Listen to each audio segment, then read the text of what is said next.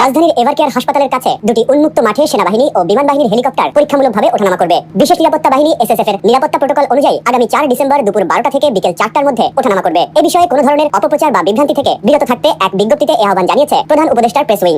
NCP নেত্রী তাসনিম জারার বিরুদ্ধে বিদেশি হোটেলে গিয়ে গোপনে মার্কিন কর্মকর্তাদের সাথে বৈঠকের চাঞ্চল্যকর তথ্য ফাঁস করেছে ভারতের নর্থ ইস্ট নিউজ। এই মুহূর্তে লন্ডনে হিথ্রো বিমানবন্দরে আছেন তারেক রহমান এবং কয়েক ঘন্টার মধ্যে দেশে আসছেন এমন দাবিতে একটি ভিডিও সামাজিক যোগাযোগ মাধ্যমে রীতিমতো ঝড় তুলেছে। পরে ফ্যাক্ট চেক করে দেখা গেল ভিডিওটি 6 মাস আগে। তারেক রহমান নন, বরং তার স্ত্রী জুবাইদা রহমানের দেশে ফেরার সময়কার ভিডিও এটি। আরো একটি নতুন নিউজে আপনাদেরকে স্বাগতম। দর্শক, বর্তমান বাংলাদেশের রাজনৈতিক অঙ্গনে যে উদ্বেগ, উৎকণ্ঠ, উত্তেজনা সৃষ্টি হয়েছে, দর্শক বর্তমান বাংলাদেশের রাজনৈতিক সর্বশেষ যে পরিস্থিতি তৈরি হয়েছে তারই আলোকে বেশ কিছু আপডেট, বেশ কিছু নিউজ নিয়ে আমরা হাজির হয়েছি, যা ইতিপূর্বে আপনাদেরকে দেখানো হয়েছে। দর্শক, ভিডিও খুব ইম্পর্টেন্ট হতে যাচ্ছে। মূল ভিডিওতে চলে যাওয়ার আগে আপনাদেরকে অনুরোধ করব, আমাদের চ্যানেলে নতুন হয়ে থাকলে সাবস্ক্রাইব করে পাশে থাকা বেল আইকনটিতে অল দিয়ে রাখুন। আর নিত্য নতুন এই ধরনের ভিডিও সবার আগে পেতে আমাদের ভিডিওতে লাইক দিয়ে আমাদের সাথে থাকুন। দর্শক, কথা না বাড়িয়ে চলেন আমরা মূল ভিডিওতে চলে যাই। রাজধানীর এভারকেয়ার হাসপাতালের কাছে দুটি উন্মুক্ত মাঠে সেনাবাহিনী ও বিমান বাহিনীর হেলিকপ্টার পরীক্ষামূলকভাবে ওঠানামা করবে। বিশেষ নিরাপত্তা বাহিনী এসএসএফ এর নিরাপত্তা প্রোটোকল অনুযায়ী আগামী 4 ডিসেম্বর দুপুর 12টা থেকে বিকেল 4টার মধ্যে ওঠানামা করবে। এ বিষয়ে কোনো ধরনের অপপ্রচার বা বিভ্রান্তি থেকে বিরত থাকতে এক বিজ্ঞপ্তিতে এ আহ্বান জানিয়েছে প্রধান উপদেষ্টার প্রেস উইং। বুধবার সকালে বিএনপি চেয়ারপারসন খালেদা জিয়ার চিকিৎসায় সহায়তা করার জন্য যুক্তরাজ্যের এক চিকিৎসক ঢাকার এভারকেয়ার হাসপাতালে পৌঁছেছেন। ডাক্তার রিচার্ড বিলি নামে এই চিকিৎসক সকাল 10:30টার দিকে হাসপাতালের করোনারি ইউনিটে পৌঁছান। সেখানে খালেদা জিয়া চিকিৎসা নিচ্ছেন। হাসপাতালের একটি ঊর্ধ্বতন সূত্র জানিয়েছে, পরিদর্শনকারী চিকিৎসক তার সর্বশেষ মেডিকেল রিপোর্ট পরীক্ষা করবেন এবং তার চিকিৎসার পরবর্তী পদক্ষেপ সম্পর্কে তাদের মূল্যায়ন দেওয়ার আগে মেডিকেল বোর্ডের সঙ্গে পরামর্শ করবেন। হাসপাতালের কর্মকর্তারা জানান, চীন থেকে একটি বিশেষজ্ঞ চিকিৎসক দল বুধবার সন্ধ্যার পরে পৌঁছাবে বলে আশা করা হচ্ছে। এই মুহূর্তে লন্ডনে হিথ্রো বিমানবন্দরে আছেন তারেক রহমান এবং কয়েক ঘন্টার মধ্যে দেশে আসছেন এমন দাবিতে একটি ভিডিও সামাজিক যোগাযোগ মাধ্যমে রীতিমতো ঝড় তুলেছে। পরে ফ্যাক্ট চেক করে দেখা গেল ভিডিওটি 6 মাস আগে। তারেক রহমান নন, বরং তার স্ত্রী জুবাইদা রহমানের দেশে ফেরার সময়কার ভিডিও এটি। ওদিকে বিবিসি বাংলার নামে একটি ভুয়া ফটোকার্ড থেকে গুজব ছড়ানো হলো তারেক রহমানকে হত্যার পরিকল্পনা করছে জামাত ইসলামী তুরস্ক শাখার নেতৃবৃন্দ। এর বাইরে পরপর 4টি ভিডিও থেকে ছড়ানো হলো খালেদা জিয়ার মৃত্যুর গুজব, যেগুলো আবার দেখা হয়েছে 1,70,00,000-এরও বেশি বার। দর্শক, চলুন আমরা শুরুতে কয়েকটা ফ্যাক্ট চেক দেখে নিই, তারপর আলাপে যাব। ঠিক এই মুহূর্তে লন্ডনে হিথ্রো বিমানবন্দরে আছেন তারেক রহমান, কয়েক ঘন্টার মধ্যে দেশে আসছেন এমন দাবিতে একটি ভিডিও সামাজিক যোগাযোগ মাধ্যমে ছড়িয়ে পড়েছে। প্রায় 300 শেয়ার হবার পর জানা গেল দাবিটি মিথ্যা। ভিডিওটি 6 মাস আগে। স্ত্রী জুবাইদা রহমানকে লন্ডনের বিমানবন্দরে নিয়ে আসছিলেন তারেক রহমান। এটা সেই সময়ের ভিডিও। এটাকেই এই মিথ্যা দাবিতে প্রচার করা হচ্ছে। ওদিকে কুতুবউদ্দিন নামের একটি ফেসবুক অ্যাকাউন্ট থেকে বিবিসি বাংলার ডিজাইনের একটি নিউজ ফটোকার্ড পোস্ট করা হয়, যাতে লেখা হয়, তারেক রহমানকে হত্যার পরিকল্পনা তুরস্কের গোয়েন্দার, ষড়যন্ত্রের অন্যতম কুশীলব জামাত ইসলামীর তুরস্ক শাখার নেতৃবৃন্দ। তবে যাচাই করে দেখা গেল এমন শিরোনামে বিবিসি বাংলা কোনো ফটোকার্ড বা সংবাদ প্রকাশ করেনি। প্রকৃতপক্ষে ডিজিটাল প্রযুক্তির সহায়তায় গণমাধ্যমটি ডিজাইন নকল করে এই ফটোকার্ডটি তৈরি করা হয়েছে।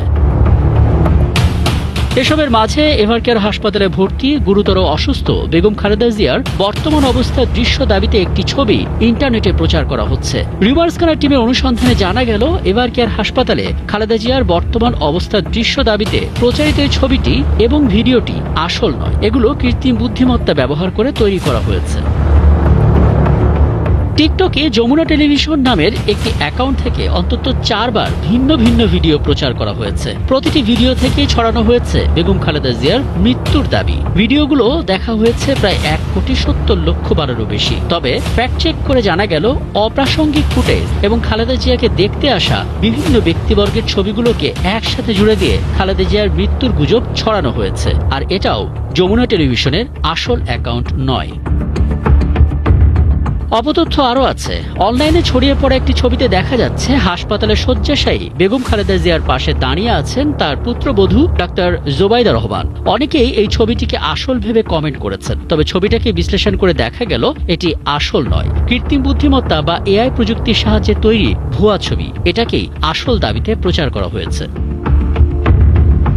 দর্শক, আজকের ফেক নিউজ স্ক্যানারের প্রতিবেদন তৈরি করতে গিয়ে দেখা গেল খালেদা জিয়ার মৃত্যুর গুজব থেকে সরে গিয়ে এবার ছড়াচ্ছে তারেক রহমানের দেশে ফেরা নিয়ে গুজব। ফেসবুকের সাথে পাল্লা দিয়ে টিকটকেও ছড়াচ্ছে সংবেদনশীল এসব মিথ্যা। নিখুঁতভাবে ব্যবহার হচ্ছে এআই প্রযুক্তি। এই বাস্তবতায় শুধুমাত্র প্রচলিত গণমাধ্যমের খবরের উপরেই আস্থা রাখার পরামর্শ বিশেষজ্ঞদের। রাকিব হাসান, ৭১। আমরা প্রতিবেদন দেখলাম এবং মোটামুটি একটা ধারণাও পেয়ে গেলাম যে কি ধরনের অপতথ্যগুলো ছড়িয়েছে। আগে জানিয়েছে আমাদের সঙ্গে আছেন জগন্নাথ বিশ্ববিদ্যালয়ের রাষ্ট্রবিজ্ঞান বিভাগের চেয়ারম্যান অধ্যাপক মেজবাউল আজম সওদাগর এবং আছেন ফ্যাক্ট চেকিং প্ল্যাটফর্ম ফ্যাক্ট ওয়াচের ফ্যাক্ট চেকার হৃদয়নুল ইসলাম।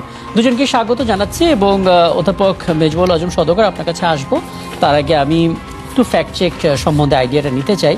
হৃদয়নুল ইসলাম, একটু বলবেন, মানে আমরা দেখতে পাচ্ছি যা ঘটছে সেগুলোকে অনুসরণ করে করে আসলে অপতথ্যগুলো ছড়াচ্ছে। করাইল বস্তির যে উত্তাপ, সেই উত্তাপ নিয়ে প্রচুর অপতথ্য দেখেছি, ভূমিকম্প নিয়ে হতে দেখেছি। এরপর যখন খালেদা জিয়া অসুস্থ হলেন, 23শে নভেম্বর হাসপাতালে ভর্তি করা হলো, তারপর থেকে বেগম খালেদা জিয়া নিয়ে অসংখ্য গুজব, এবং এখন আমরা তারেক রহমানকে নিয়ে গুজব ছড়াতে দেখছি। আপনাদের অভিজ্ঞতা আসলে কি বলে, মানে কি ধরনের গুজবগুলো কোন কোন প্ল্যাটফর্ম থেকে সবচেয়ে বেশি হচ্ছে? মোটিভ কি দেখছেন? শুধুই কি মানে ভিউ বাণিজ্য, নাকি কোনো উদ্দেশ্য খুঁজে পাচ্ছেন?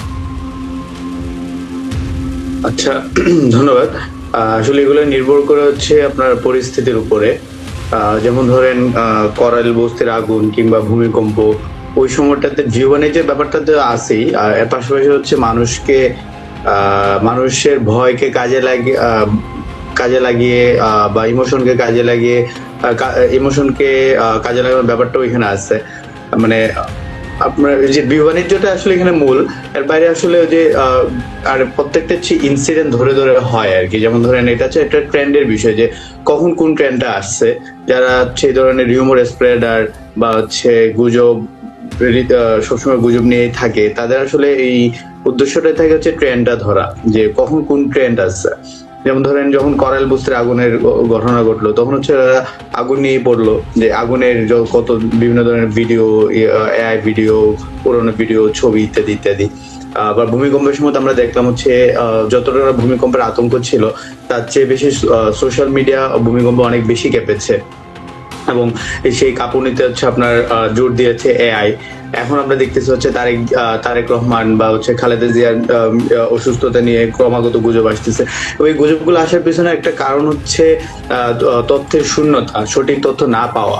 যেমন ধরেন তারেক রহমান কবে দেশে আসছেন, এই সম্পর্কে আমরা পলিটিক্যাল পার্টিগুলোর কাছ থেকে বা তারেক রহমানের যে রাজনৈতিক দল বিএনপির কাছ থেকে বিভিন্ন ধরনের বক্তব্য পাচ্ছি, কিন্তু কোনো সুস্পষ্ট বক্তব্য আমরা পাচ্ছি না যে তিনি কবে নাগাদ দেশে আসবেন, বা খালেদা জিয়ার স্বাস্থ্যের বর্তমান অবস্থায় কি, তার কিন্তু সঠিক কোনো ইনফরমেশন আমরা পাচ্ছি না, খুব কমই পাচ্ছি। তো এর ফলে আসলে তার মৃত্যুর গুজব বা তার অসুস্থতা নিয়ে তাকে আইসিইউতে রাখা, ভেন্টিলেশনে রাখা, এরকম নানান গুজব, নানান কিছু হচ্ছে সামনে চলে আসে। যখন এরকম তথ্যের শূন্যতা থাকে, তখন আসলে এই ধরনের গুজবের ব্যাপকতাও বেড়ে যায়। ছোট করে একটু বলবেন, মানে কোন প্ল্যাটফর্মে সবচেয়ে বেশি দেখেছেন ফেসবুকের পরে? আচ্ছা, বাংলাদেশে আসলে আপনার মোটামুটি যে সোশ্যাল মিডিয়া প্ল্যাটফর্ম গুলো আছে, এর মধ্যে হচ্ছে ফেসবুক তো জনপ্রিয়, ফেসবুকের বাইরে আছে হচ্ছে আপনার টিকটক, এর বাইরে আপনার ইউটিউবের কন্টেন্ট গুলো আবার আসে হচ্ছে আপনার সংবাদ আকারে, আপনার হচ্ছে একটা সংবাদের বা একটা সংবাদ মাধ্যমের কি বলে রূপে। এর ফলে দেখা যায় অনেক সময় মানুষ বিভ্রান্ত হচ্ছে, বা মানুষ আসলে কোনটা আসল সংবাদ মাধ্যম, কোনটা ফেক সংবাদ মাধ্যম বা সংবাদ মাধ্যম। বুঝতে পারছি। এবং আপনি মূলত বলছিলেন তথ্যের শূন্যতাই আসলে অপতথ্যগুলোকে বাড়িয়ে দেওয়ার একটা অন্যতম কারণ। আমি একটু অধ্যাপক মেজবাউল আজম আপনার কাছে একটু আসতে চাই। প্রথম কথা হচ্ছে, এখন যেভাবে অপতথ্যগুলো আসলে ছড়াচ্ছে, তার ভিতরে আমরা 2-3টা প্যাটার্ন খুঁজে পাচ্ছি। প্রথমত, গণমাধ্যমের ফটোকার্ডগুলো নকল করা হচ্ছে, সত্যের সাথে কিছুটা মিথ্যা মিশিয়ে দেওয়া হচ্ছে, এবং আরও শক্তিশালী করার জন্য এআই ব্যবহার করা হচ্ছে।